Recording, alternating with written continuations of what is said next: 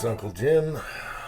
I did a small emergency wet tumbling on various brass just so I had some handy. And so right now I'm finishing up inside neck turning on 300 blackout. So I thought I'd just turn the camera on and bring you along. So I'm using the Forster trimmer. You can use any trimmer that's similar to this. And I have the inside neck turning cutter on here. And I like inside neck turning better because it's faster and it's easier. Now, some of this brass was outside neck turned, and I don't know what was which. And so I'm just going along and checking them all with this. So, and that doesn't really matter.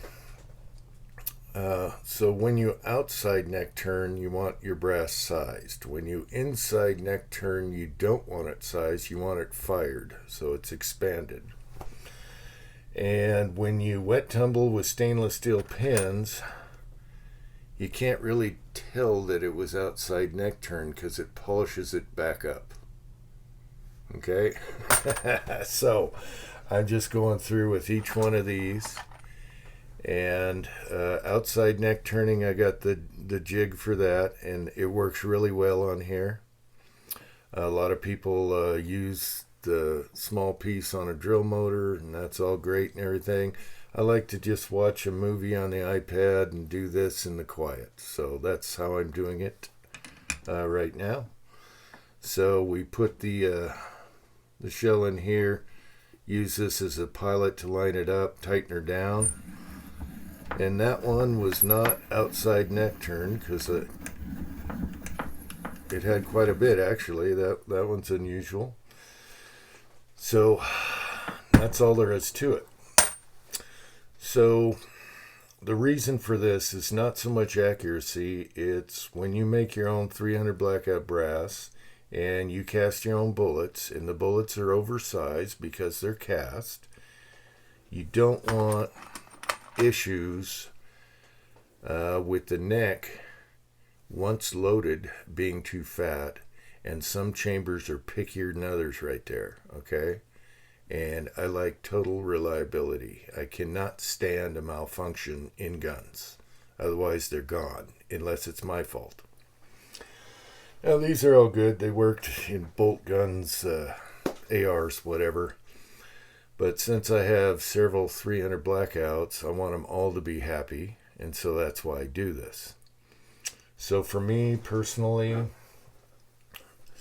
I like .012 thickness here. I use LC brass because it's not so thick once you make it. Everyone knows that. And so I don't want it to be much bigger than .012.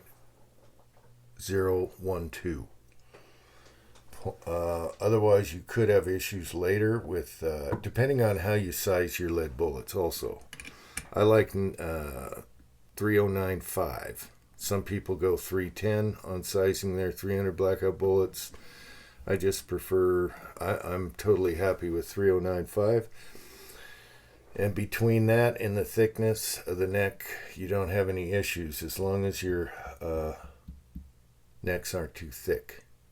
Now, when the round is fully loaded and crimped, .333 is like the max for most guns for total reliability. I like .332. And you can do that by measuring your loaded round, you know, already sized, loaded, all that stuff.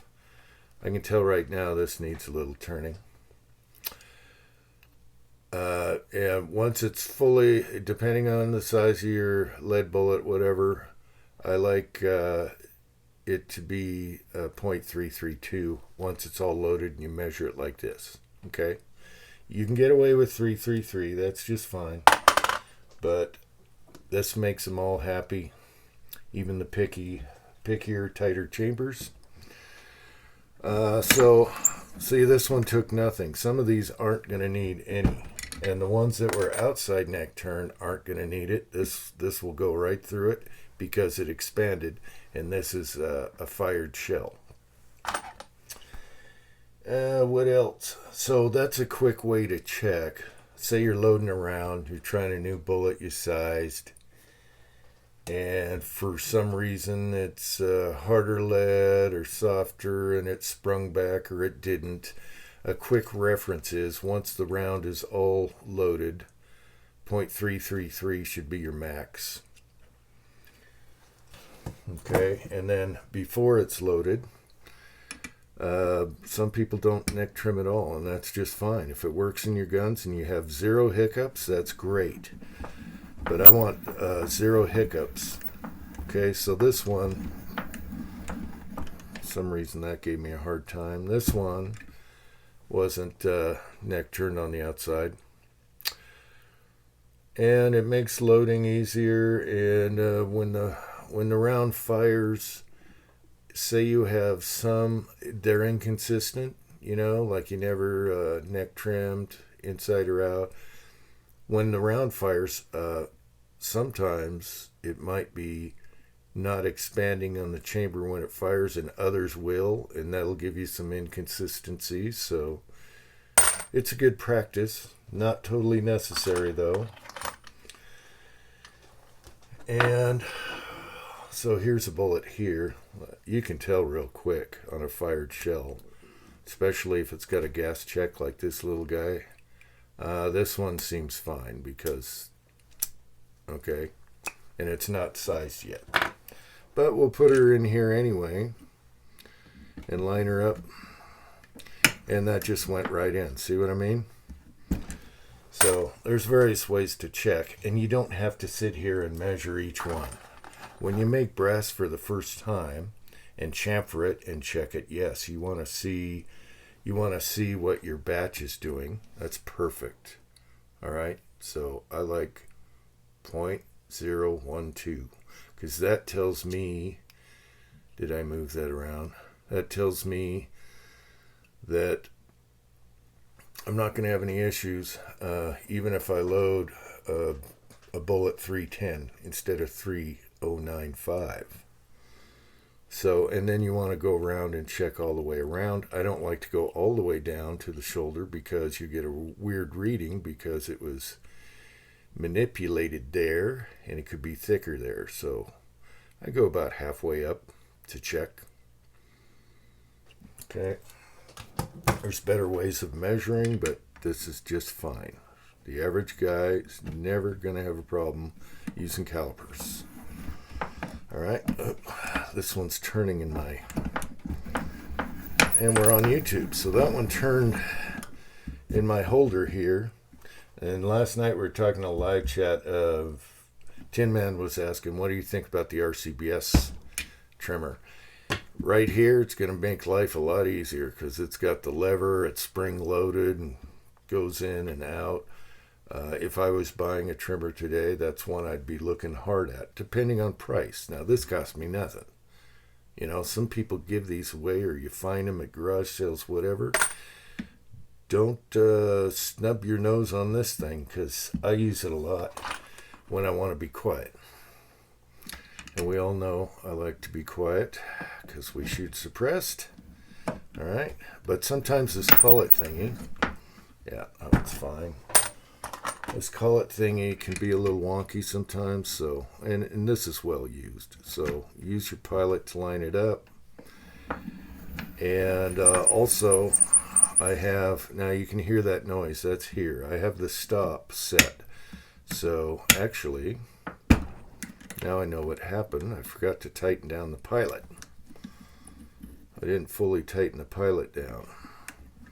This is what happens when you turn the camera on YouTube. Let me try and get it out of here. That's why it was spinning on me. Okay. It's a good time to show you the pilot anyway. Or the cutter. Turner. Whatever. Ted Turner? No. Anyway, there it is right there. Alright, it's got its little cutter. It's chamfered at the top. and these last forever. This one is marked 308, so it's sized for a 308 cartridge. It doesn't mean this is 308. I forget what the dimensions on that was. That's why I had a little hiccup. Just like anything reloading, if something goes weird, you stop. So right here, I want to make sure my lock screw here is lined up with that. And we tighten her down, and hopefully it won't move.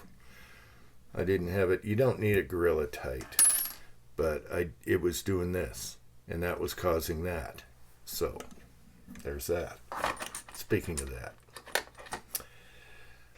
what else did I miss out? So we talked about I like the well, let's do one that's finished. I like it to be, and some will be smaller than that. Like this is 0.011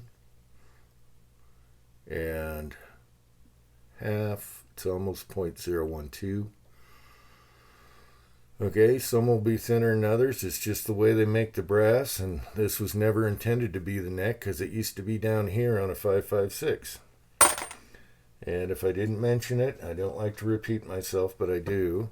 I use LC 5.56 brass because you're not going to have problems with the neck thickness when you make your 300 blackout. But there are some stinkers and variances, and it's always good to do this once. All right? You only have to do it once, just like cleaning or uniforming a primer pocket or whatever prep you do. Some things you only have to do once, and this is one of them. Okay, so that one was never outside, neck turned. And again, I had them mixed up, and once I wet tumbled with stainless pins, they polished, so I couldn't see the mill marks. And that's another thing I like about inside chamfering. You don't see anything, all right? And that's where the bullet's going anyway, on the inside, and it really helps when you're doing lead bullets. Okay, that one needed nothing. So we're almost done. So yeah, you can hook up to a drill, do whatever you want on the outside.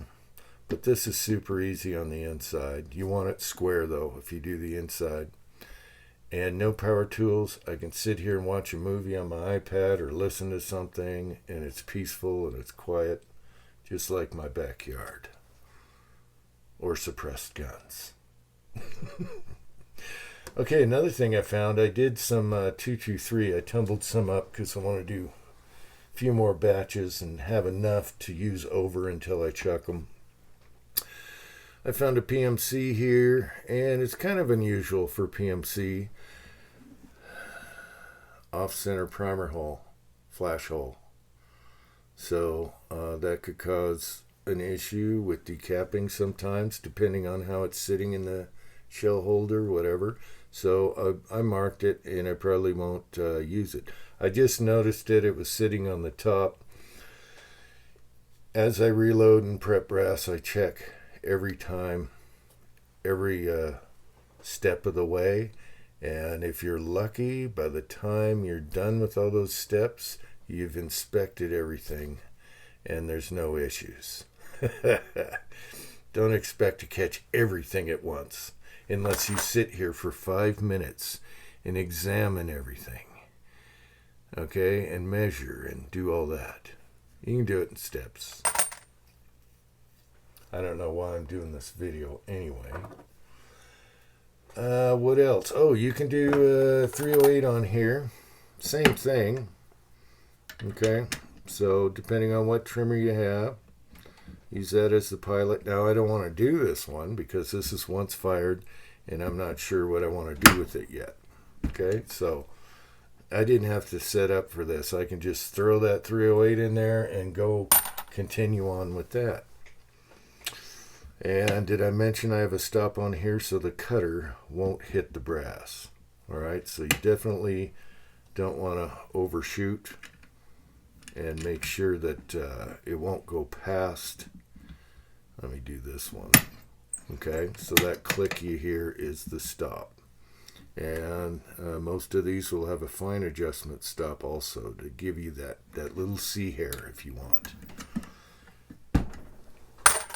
Anyway, it's a nice casual way of neck turning and making things consistent and reliable. That's the main thing I'm doing this for, is reliability. But it also helps when that bullet is fired and your brass expands. It's not tight one time and loose the next. You'll get better numbers probably, and better groups. So, see, that one didn't need nothing, whether it was trimmed or not. Some don't need it. It's just the way, how thick the brass was in the middle before you cut and made the brass. Okay, so what do we screw with next? Probably this. Gonna take these old 44 specials and turn them into Russian. I did do a small batch at 1 in the morning. I made a quickie jig, but we can do better than that, and I'll do that in a video and show you that. So until next time, thanks for watching.